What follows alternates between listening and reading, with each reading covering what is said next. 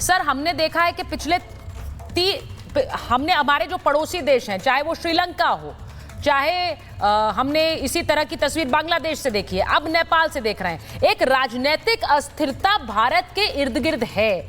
अब सवाल मेरा सर ये है कि इसका जिम्मेदार कौन है? बार बार ये पूछा जा रहा है, क्या international powers are at play? क्या अंतर्राष्ट्रीय ताकतें यहां खेल के लिए जिम्मेदार?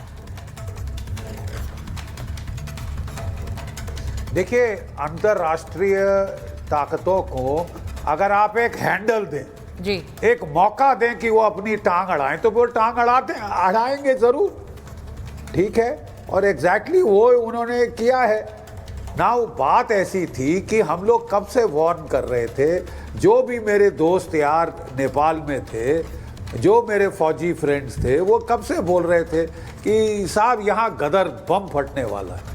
ये मोदी ये जो ओली सरकार है, ये इतनी करप्ट है, ये इससे ज़्यादा अनपॉपुलर सरकार हमने नहीं देखी। घूसखोरी, हर चीज़ के लिए पैसे, नंबर एक। जो प्रजातंत्र की प्रणाली वहाँ बनी थी, उसका प्रॉब्लम ये थी कि ऑपोजिशन थी ही नहीं। ऑपोजिशन जाके वो हमेशा हम तो कोलिशन गवर्नमेंट बनाएंगे, हमको भी मंत्री पद चाहिए, तो फिर किसके पास लोग अपना रोना पिटना लेके जाएं? मीडिया कोई डिफंक्ट, ठीक है, और नियोपॉटिज्म, करप्शन, लैक ऑफ एम्प्लॉयमेंट, 60% के करीब अनएम्प्लॉयमेंट है वहाँ पे यूथ के अंदर। ज़्यादातर लोग बेचारे बच्चे छोड़ के नेपाल को जा रहे हैं दुबई, जापान, भारत नौकरी करने, और 25% जैसे बताया अभी कि इकोनॉमी रिमिटेंसेस से जीडीपी आ रहा है नेपाल का, ठीक है। और ये जो सोशल मीडिया का सवाल था, that was the last straw that broke the camel's back, it was the last nail in the coffin. आग तो जल रही थी, उबल रही थी अंदर अंदर, एक धमाका होना था। और जहां इन्होंने 24 की 24 सोशल मीडिया एप्स बैन करी, वो जो बेचारे अपने भाई बहन से फ्री की बात व्हाट्सएप पे कर रहे थे, फ्री की बात कर रहे थे साहब मैसेंजर पे और बाकी एप्स के ऊपर फ्री बात कर रहे थे। अब बोला साहब इंटरनेशनल रोमिंग पे करो, सारा ई कॉमर्स इस पे चल रहा था। आप जानती है कि अब बच्चे बड़े सैवी हो गए हैं, उनको पिज्ज़ा भी मंगाना है तो वो व्हाट्सएप पे मंगाएंगे। वो आप बंद करेंगे तो धमाका तो होना था। It was the spark. जो इसका टाइमिंग भी है उस पर भी बहुत चर्चाएं हो रही है कि केपी ओली वहां चीन जाते हैं, जिनपिंग से मुलाकात करते हैं, उसके 5 दिन बाद आकर जो अमेरिकी एप्स हैं, क्योंकि चीनी जो टिकटॉक है उस पर तो ब्रेक लगाया नहीं, लेकिन जो अमेरिकी एप्स है उन पर किस तरह से ब्रेक लगा दिया ये भी कहा जा रहा है। मैं एक बार जरा बड़ी खबर बता रही हूँ सर। नेपाल में डीएसपी की पीट कर हत्या कर दी गई है। गोली चलाने का आदेश देने वाले डीएसपी की हत्या की गई, यानी कि कल 20 लोगों की मौत हुई। डीएसपी जिन्होंने आदेश दिया कि गोली चलाई जाए, उनकी पीट कर हत्या कर दी गई। भीड़ ने डीएसपी को पीट कर मार डाला। अब आप जरा सोचिए कि इससे पहले खबर आई पूर्व पीएम की पत्नी को जिंदा जला दी, और अब यह खबर आ रही है कि जिन डीएसपी ने कल गोली चलाने का आदेश दिया था, तो चलाइए जरा, जिन डीएसपी ने गोली चलाने का आदेश दिया उनको ही पीट कर मार डाला है, क्योंकि इन्होंने कल गोली चलाने का आदेश दिया था, जिसके चलते 20 लोगों की जान चली गई। देखिए जरा गुस्सा कैसे निकाल रहे हैं। इसे कौन सही कहेगा? ये तो एक तरह का वहशीपना है कि आप इस तरह से एक व्यक्ति को मार दें और उसके बाद लाठी डंडों से अपना गुस्सा उसके ऊपर निकाल रहे हैं। ये देखिए जरा क्या तस्वीर आई है। ये वो डीएसपी है जिन्होंने कल गोली चलाने का आदेश दिया था, लेकिन क्या ये आदेश डीएसपी का होगा? भीड़ को नियंत्रित करने का आदेश दिया गया होगा सरकार द्वारा, लेकिन बहुत ही विचलित कर देने वाली ये तस्वीरें हैं। डीएसपी को पीट कर मार डाला गया, उनका दम निकल गया। ये वो हैं जिन्होंने कल हिंसा के दौरान गोली चलाने के लिए आदेश दिए थे। तो ये तस्वीर मैं आपको बता रही हूं। इस बीच जरा मैं एक बार ये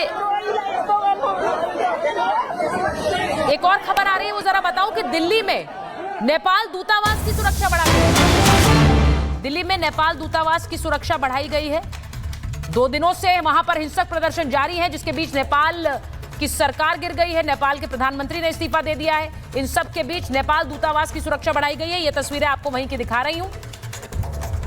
ये सुरक्षा बढ़ाई गई है। जो भारत का जो बॉर्डर लगता है नेपाल से, वो भी हाई अलर्ट पर है इस वक्त, और इसी वजह से, क्योंकि वहां एक हिंसा हम देख रहे हैं पूरे नेपाल में, तो बॉर्डर इलाके को अलर्ट पर रखा गया। आनंद जी, एक बार आपके पास आ रही हूं। ये जो नेपाल में हो रहा है, इसके बाद कई बहुत शर्मनाक से बयान भी आ रहे हैं।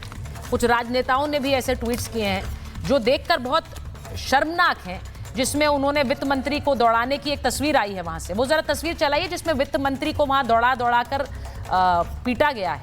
इस तस्वीर को कुछ नेता लोग टैग कर रहे हैं भारत के संदर्भ में। बहुत शर्मनाक है ये। मुझे लगता है आज के समय में तो हमें ये चर्चा करनी चाहिए। ये देखिए, ये तस्वीर है वो, ये वित्त मंत्री भाग रहे हैं नेपाल के, और उन्हें किस तरह से पीट रही है वहां की भीड़। ये तस्वीर सामने आई।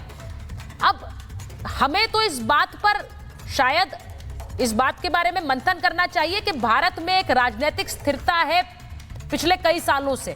हमारे आसपास जो देश हैं, वहां हम एक राजनीतिक अस्थिरता देख रहे हैं। वहां के राष्ट्रीय अध्यक्षों को देश छोड़कर भागते हुए देख रहे हैं। ये हमारे लिए चिंता की विषय हो सकता है, क्योंकि वो हमारे पड़ोसी हैं। लेकिन भारत के संदर्भ में हमें इस बात को लेकर गर्व होना चाहिए कि एक पॉलिटिकल स्टेबिलिटी है यहाँ। बिल्कुल, और ये पॉलिटिकल स्टेबिलिटी कोई एक दिन में नहीं आई। इसको भारत ने और भारत की जनता ने अर्न किया है, और इसको संभाल कर रखने की जिम्मेदारी इन जो नेताओं जो इस तरह के ट्वीट कर रहे हैं, वो अपनी जिम्मेदारी को नहीं समझ रहे हैं, ना ही वो भारत की उस महान परंपरा को समझ रहे हैं जो स्थायित्व को लेकर इतने समय से संघर्ष करने के बाद 75 वर्ष से आजाद हुई है। तो खैर, मैं इनकी बात नहीं करूंगा। इन लोगों को शर्म ही नहीं आनी चाहिए। इनको तो तत्काल प्रभाव से उस प्रकार के ट्वीट को डिलीट करना चाहिए। कुछ लोग ऐसी बातें कर भी रहे हैं। मैं एक और बात, अभी आपके सारे विशेषज्ञों को सुन रहा था, तो मुझे एक चीज नहीं समझ में आ रही है कि जो श्रीलंका में हुआ, जैसा आपने बताया, और जो नेपाल में हुआ, जो बांग्लादेश में हुआ, ये तीनों तरह जो जेन जी एक नाम दे दिया गया कल से, पता नहीं जेन जी कितने लोग समझते होंगे, कितने लोग नहीं समझते होंगे, मुझे मालूम नहीं।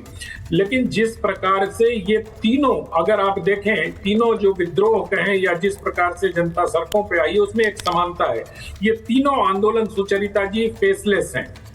इन आंदोलनों का कोई फेस नहीं है। ये सारे ऐसे प्रतीत होते हैं जैसे स्वतः स्फूर्त हो। और मैं इसको तो स्प्रिंग से, अरब स्प्रिंग से जोड़कर देखता हूं, मैं इजिप्ट की घटना से जोड़कर देखता हूं, मैं बांग्लादेश की घटना और श्रीलंका की घटना से जोड़कर देखता हूं, और सभी जगह ये देखता हूं कि क्या विद्रोह होने के बाद, तख्ता पलट होने के बाद, क्या सब कुछ ठीक हो गया? क्या आज श्रीलंका में सब कुछ ठीक चल रहा है? क्या आज बांग्लादेश में यूनुस आ गए तो सब कुछ ठीक हो गया? बांग्लादेश एकदम मतलब जिसको कहते हैं सोने की चिड़िया बन गया? नहीं, ऐसा नहीं है। इसके पीछे एक बहुत सोची समझी सुचिंतित रणनीति है।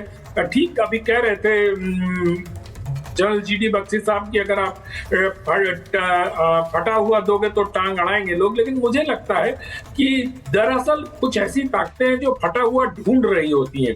आप देखिए, एससीओ समिट के बाद जब चीन और भारत की नजदीकी सामने, तो ऐसा क्या हो गया नेपाल में कि 5-7 दिनों के बाद ही अगर रिश्ते बेहतर होने लगे तो आपने एक फ्रंट इधर खोल दिया? इसका बहुत भारत पर भी प्रभाव पड़ेगा, चीन पर भी प्रभाव पड़ेगा, ये सबको पता है। क्योंकि ऐसा नहीं है कि चीन को इस अपराइजिंग से या इस विद्रोह से किसी प्रकार का कोई फायदा होगा। यहाँ नुकसान ही होगा, उनके इन्वेस्टमेंट है। अच्छा, चीन तो इन्वेस्टर है, भारत तो स्टेक होल्डर है। भारत और नेपाल के जो रिश्ते हैं वो स्टेक होल्डर्स के रिश्ते हैं। दोनों में बहुत, हम बिहार के बॉर्डर पर जाइए, अभी वहां इतनी सिक्योरिटी तेज कर दी गई है, सारे लोगों की जांच पड़ताल हो रही है, और वहां तो बेटी रोटी का रिश्ता है, ऐसा कहते हैं। तो मुझे लगता है कि ये इतना मतलब आंदोलन जो हुआ है उसकी तात्कालिक वजह से भ्रष्टाचार और बैन और ये सब हो सकता है, लेकिन इसके पीछे कहीं ना कहीं एक बहुत गहरी अंतर्राष्ट्रीय साजिश है।